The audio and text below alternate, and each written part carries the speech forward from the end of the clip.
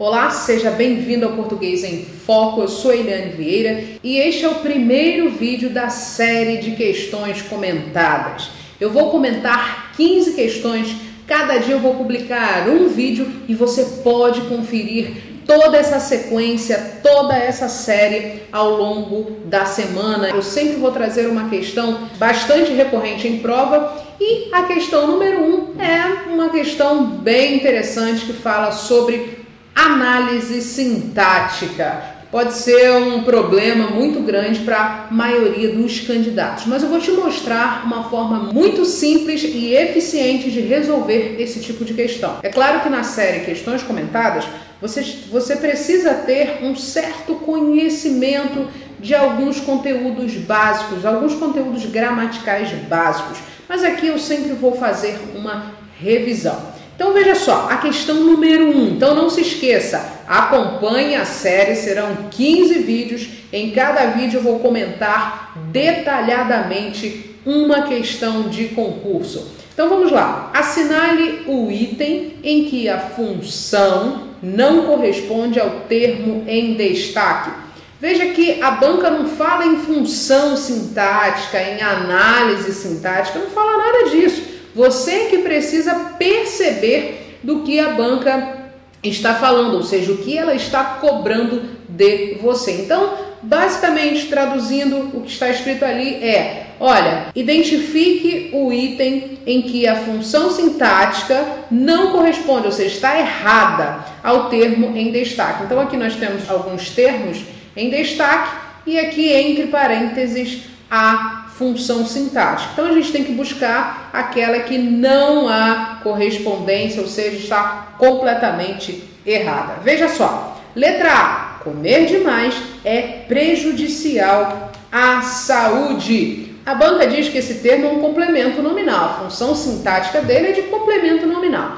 E o que você precisa saber? Complemento nominal é aquele termo que completa o sentido de um nome, já está dizendo aí. Então o que você tem que fazer? Você precisa olhar para o termo a que este item se refere. Ora, comer demais é prejudicial. Prejudicial a quê? À saúde. Então veja que há uma relação entre a saúde e o termo prejudicial. Ora, qual é a classificação do termo prejudicial? Prejudicial é um adjetivo. Ele é um adjetivo na morfologia. E o que isso significa? Ele está completando o sentido de um nome. O adjetivo é um nome em língua portuguesa, assim como o substantivo é um nome, por exemplo. Por ele completar o sentido de um adjetivo, ou seja, de um nome, ele funciona como complemento nominal. Então aqui a função dele, a função sintática, está plenamente correta. Não é a nossa opção. Veja a letra B. Jamais me esquecerei de ti. Tenho aqui o de ti.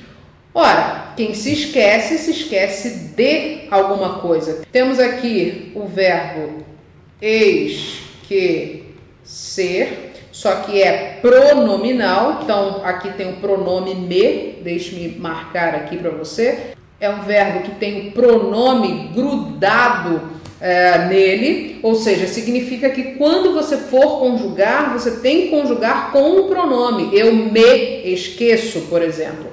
Então eu tenho aqui o verbo esquecer-se, e o que você precisa saber? Que o verbo esquecer-se tem uma transitividade diferente do verbo esquecer, por exemplo. O verbo esquecer é transitivo indireto. Se ele é transitivo indireto, você já sabe que ele pede um complemento verbal preposicionado. Que complemento verbal preposicionado é esse? Ora, jamais me esquecerei. Quem se esquece de alguma coisa ou de alguém. No caso aqui é de alguém. De quem? De ti. Então perceba que o de ti completa o sentido do verbo esquecer-se.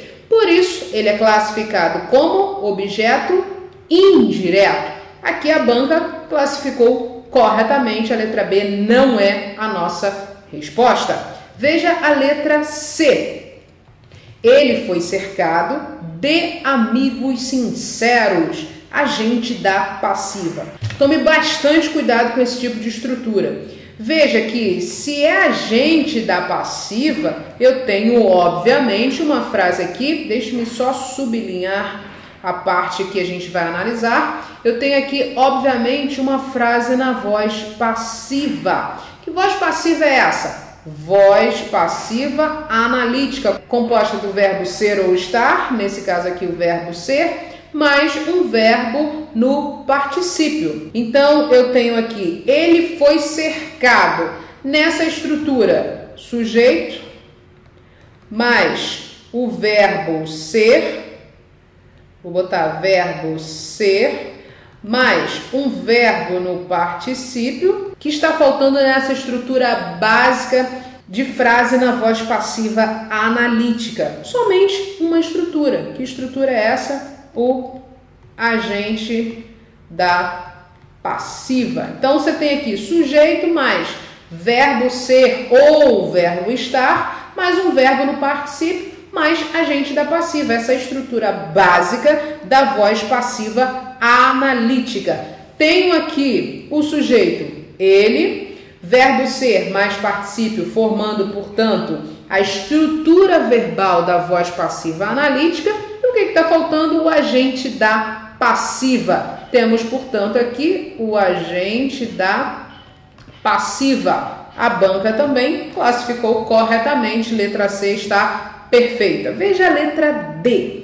Não tens interesse pelos estudos. É um complemento nominal. Eu tenho aqui pelos estudos, é a estrutura que nós vamos analisar.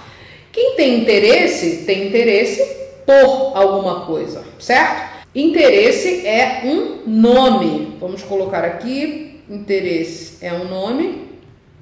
Ora, tenho novamente um item completando o sentido de um nome. O que isso significa? Que nós estamos diante de um complemento nominal, da mesma forma que a letra A. O item, a saúde, completando o sentido de um adjetivo. E aqui o nome interesse, que é um nome transitivo, porque ele pede um complemento. Quem tem interesse por alguma coisa. Item pelos estudos está completando o sentido do nome interesse. Trata-se de um complemento nominal. Ok, então aqui não há nenhum erro. Eu espero que a letra E esteja errada, é lógico. Veja só, tinha grande amor à humanidade. Vamos lá, vamos analisar. Aqui é a humanidade, o item que nós temos que analisar. Veja só, tinha grande amor. Quem tem grande amor a alguma coisa. Opa, significa que este termo aqui é um termo transitivo, ou seja, ele pede um complemento, ele precisa de um complemento para ter sentido. Agora vamos analisar. Amor é um nome? Sim, é um nome. Amor, inclusive, é um substantivo, você sabe muito bem.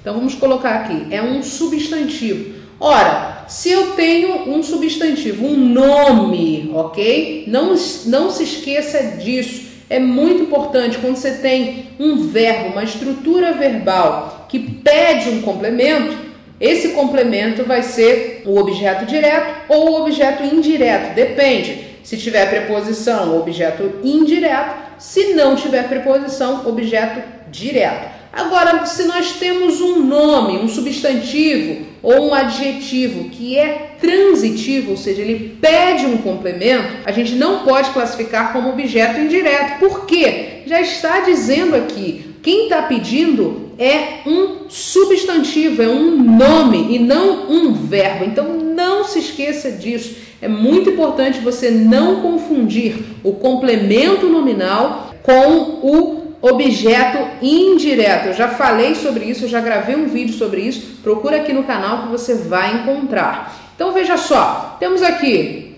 um item completando o sentido de um nome. Trata-se de objeto indireto? É lógico que não. Você sabe que trata-se de um complemento nominal. Da mesma forma que na letra D e também na letra A. Achamos, portanto, a nossa resposta, esta é a única opção em que a função sintática não corresponde ao termo em destaque, ok? É dessa forma que você vai resolver as questões acerca de função sintática. São questões um pouco mais detalhadas, você precisa ter um pouco mais de conhecimento, mas é totalmente possível resolver e acertar esse tipo de questão. Então, esta é a primeira questão da série Questões Comentadas. Repetindo, eu vou comentar 15 questões durante 15 dias. Então, serão 15 vídeos